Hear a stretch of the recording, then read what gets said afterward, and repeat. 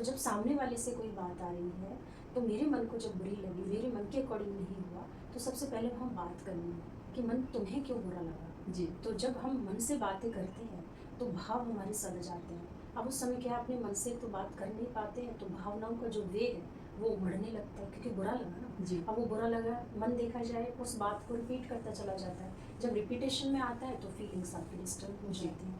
तो मन में जो विचार चल रहे हैं उसी के आधार पर उसके साथ इमोशंस भी जुड़ती हैं। तो बुरा फील होना, अच्छा फील होना, ये तो देखा जाए भाव है। जी। लेकिन कहाँ से हुआ? क्योंकि दिखने में बाहर से है। उन्होंने तो 5 मिनट कुछ बोला, लेकिन जो सारा दिन 5 दिन मूड ऑफ हो रहा है, 5 घंटे आपकी फीलिंग्स डिस्टर्ब हो रही हैं, उनके प्रति जो ज़िम्मेदारियाँ आप नहीं निभा रहे हैं या नेक्स्ट टाइम की बात को आज लेकर के आ रहे हैं, तो ये सारा जो गड़बड़ कर रहा है वो क्या है? मैं अपने वो विचार के साथ जो वेग आ रहा है भावनाओं का, उसको नहीं साध पा रही जी। हूँ। तो सबसे पहले हमें ये काम करना है, चाहे इधर से आए या इधर से, जी। किसी की भी एनर्जी, मैं किसी को एनर्जी दे रही हूँ या कोई मुझे एनर्जी दे रहा है, उस एनर्जी के भाव को मुझे शुद्ध करना है। तो अपने से बातें करनी है। अब उस समय कौन सा पाठ आप अपने मन को समझाओगे, कैसे समझाओगे? वो जो बातें हैं नियर डियर से आएंगी, बाहर वाले से जी। आएंगी। तो कई बार बाहर से आइए इग्नोर कर सकते हो, कई बार आप किनारा कर सकते हो, कई बार आप हाई जंप दे सकते हो कि बातें नीचे रह जाए, आप ऊपर उठ जाए। तो उस समय स्मृति यानी सही अफर्मेशन, सही सेल्फ टॉक करना, वो फिर आपकी रिस्पॉन्सिबिलिटी बन जाती है। तो थोड़े टाइम उस मन को अटेंड करना चाहिए जो अंदर से थोड़ा सा डिस्टर्ब है, तो उसको साधना चाहिए। जितना वक्त हम दूसरों के मन को फील कराने में दे रहे हैं कि ये अच्छा महसूस करें, हम अपने को भी तो दें। दूसरे को हम सुख दे रहे हैं, दूसरे को शांति दे रहे हैं, मेरे मन का ध्यान कौन रखेगा?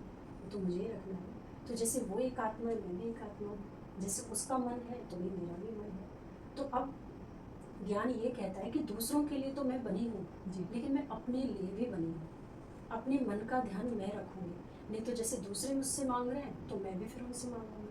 तो हो सकता है उनके पास इतना ज्ञान ना हो, वो मेरे मन का ध्यान नहीं रख सकते, लेकिन मेरे पास तो ज्ञान है ना, मैं सबके मन का ध्यान रखूँ। जी। लेकिन साथ के साथ मुझे अपने मन की भी रिस्पॉन्सिबिलिटी लेनी है, अपनी इमोशंस की भी रिस्पॉन्सिबिलिटी लेनी है, अपने एक्शन की भी मुझे ही रिस्पॉन्सिबिलिटी लेनी है, कोई दूसरा नहीं कर सकता ना। तो अपने विचार को ठीक करें, क्योंकि विचारों के साथ ही आपकी भावनाएं जुड़ी हुई हैं, तभी तो आपके भाव की शुद्धि होगी। तो क्या इसको दिव्य गुणों के साथ जोड़ा जा सकता है दीदी?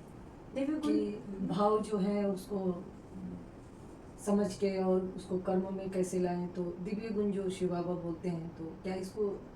हाँ, दिव्य गुण होते हैं जैसे अपने आप ही मेरे कर्मों से दूसरे को शांति का एहसास हो। ऑटोमेटिकली ना हमारा ब्रेन, हमारी इमोशंस ऐसे काम करती हैं जिसमें दैवी प्रवृत्ति होती है, जिसके अंदर दिव्य गुण होते हैं।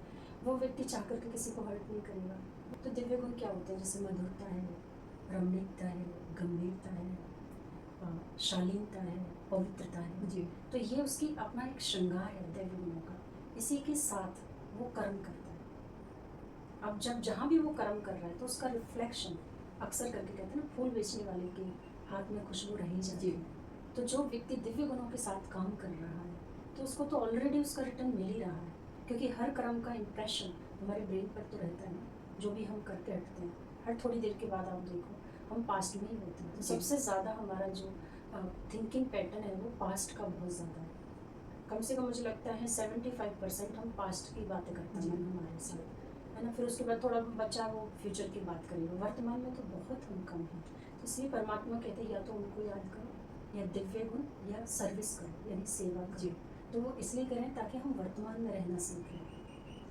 तो जितना हम दिव्य गुणों को महसूस करेंगे उसकी खुशबू चारों तरफ भी फैलती है, खुशबूदार वो फूल बनता है और खुद में भी उसको अच्छा लगता है। उसको लगता है कि हाँ, सब कुछ देखिए कनेक्टेड इनसाइड है।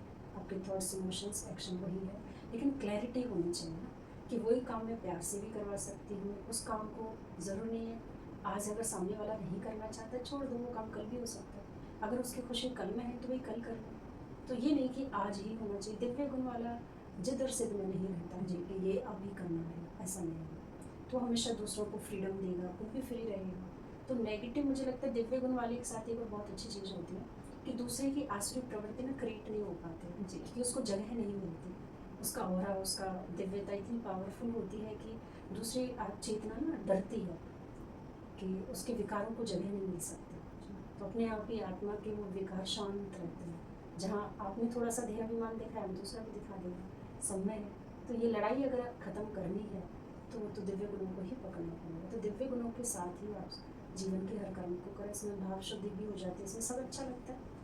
बहुत अच्छे से आप समझाएं दीदी कि अच्छे कर्म को करने के लिए अपने अंदर या तो भाव को साधो और या फिर गुणों को साध लो, दोनों में से किसी एक को अंदर लेके चलो तो फिर अच्छे कर्म स्वाभाविक रूप से बड़े अच्छे तरीके से हो जाए। राइट। और ये भी नहीं सकते हैं, इसमें अगर मेहनत लगती है तो ध्यान को साध लो। अच्छा, ध्यान यदि हम साध लेते हैं तो हर चीज़ हम ध्यान पूर्वक करते हैं, ध्यान अच्छी चीज़ पर हमारा ध्यान जाए। ध्यान मतलब चलते फिरते हर काम करते अटेंशन के बस साथ। अटेंशन, ध्यान। जी।